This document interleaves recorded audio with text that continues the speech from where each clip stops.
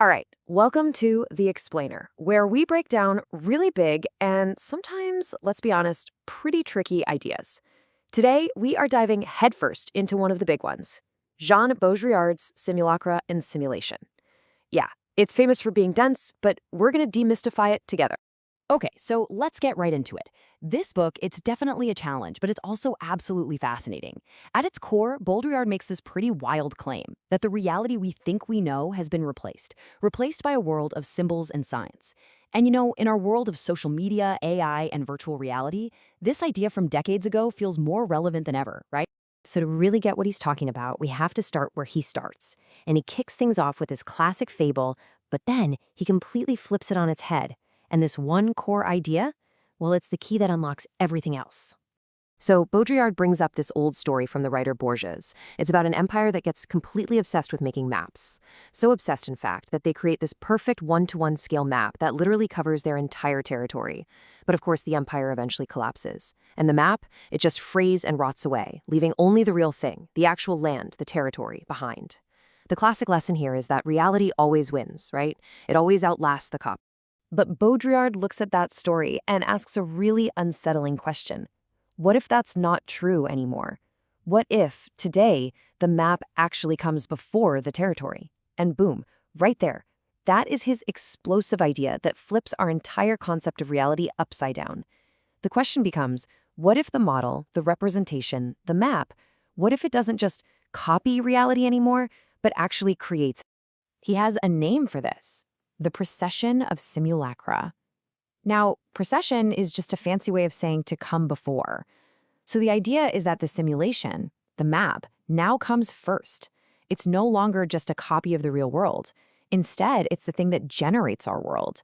And in that process, the original, the territory, it fades away, leaving us with only the map. So, you're probably wondering, how on earth did we get to this point? How did the map take over from the territory? Well, Baudrillard says it didn't happen overnight. He lays out this four-phase journey, showing exactly how the image slowly, step by step, broke away from reality. Okay, let's walk through this. Phase 1, the image is a good, faithful copy of reality. Think of a realistic painting of a person.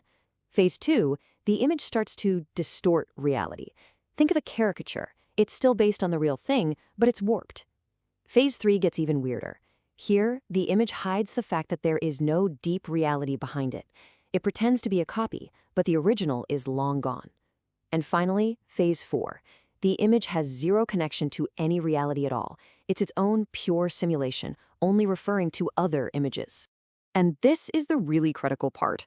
By the time we get to this final phase, the whole idea of a real world that you can check things against, it's just gone. Poof, there's no gold standard for truth.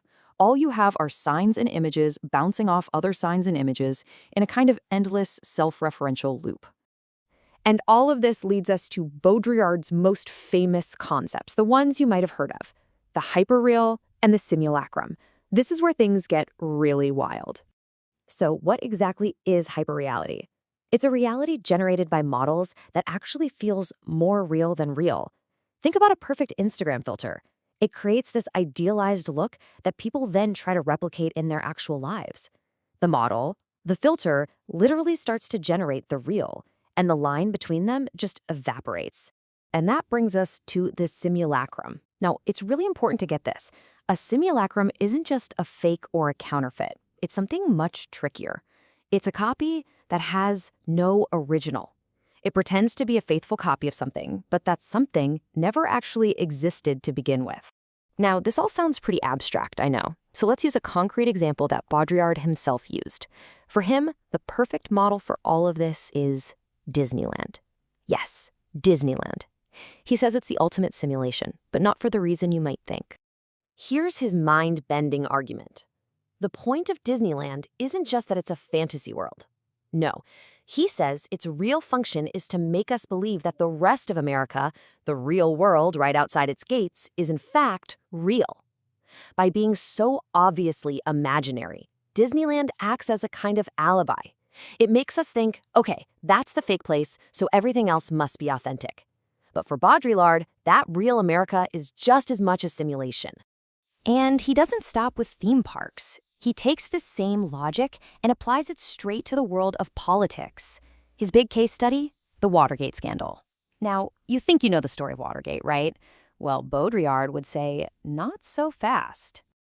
In Baudrillard's view, Watergate wasn't a real scandal that exposed a deeply corrupt system.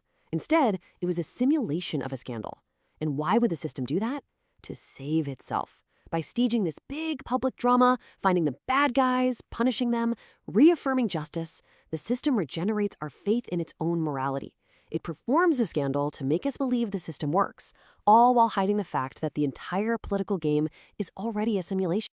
Okay, so this massive shift from the real to the hyperreal, it doesn't just mess with our present. It actually changes our entire relationship to the past, to history itself. His argument is that we've sort of lost our connection to real lived history, that sense of a grand narrative with actual consequences. So what do? We resurrect it. We turn it into a myth. We bring it back in movies, in fashion, in music, as a nostalgic fantasy for a time we imagined was more real than our own. And you can see the difference so clearly here. Actual history, that was messy, often violent, but it was a meaningful process with real stakes. What we have now is retro. It's a clean, aesthetic, nostalgic simulation. We perfectly resurrect the styles of the past, but we completely strip away their original substance and meaning. And he points his finger directly at historical films, even the great ones. He argues they are these perfect, cold simulacra. They are so technically flawless at recreating the look of the past that they lose the actual feel of it. They're missing the messy, chaotic, authentic energy of the times they represent. In a weird way, they're just too perfect to be real. So, after all of this, where does that leave us? If the map has totally taken over and replaced the territory, what do you even call the world we're living in? This leads to his most radical and honestly kind of terrifying conclusion. He says the simulacrum is never what hides the truth. It is truth that hides the fact that there isn't one. The simulacrum is true. Just let that sink in for a second. The simulation isn't a lie hiding the truth anymore. Instead, the very idea of truth is now a performance to hide the fact that there isn't one. The simulation is our only truth. And this world? This is what Baudrillard saw emerging, a hyper-real landscape that just generates itself from its own signs, over and over again. A world saturated with media and models and simulations, but with no real-world anchor to point back to. This is what he famously called the desert of the real. So that leaves us with a pretty heavy question, one that feels more urgent every single day as we navigate our own lives online and off. In the desert of the real, when the map is all that's left, what is our reality? What do you hold on to? Something to think about. That's all for this explainer.